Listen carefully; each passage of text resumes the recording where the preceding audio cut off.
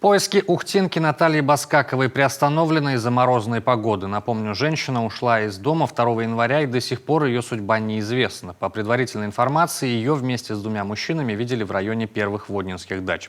Все вместе они зашли в лес и через какое-то время разошлись. Один из мужчин, сильно расцарапанный ветками, позже самостоятельно выбрался на дорогу. Второго спасатели нашли мертвым в лесу в 1,5 километрах. Предварительно смерть наступила от обморожения. В результате проведенных поисковых мероприятий 8 января был обнаружен труп пропавшего мужчины. Смерть его не носит криминальный характер, телесных повреждений не имеется.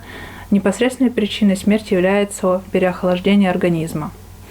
В настоящее время место расположения женщины не установлено.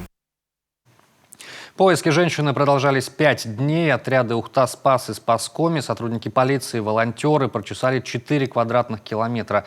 Нашли не одну, как СМИ сообщали ранее, а 3 варежки. И по уточненным данным, ни одна из них не принадлежит Наталье Баскаковой.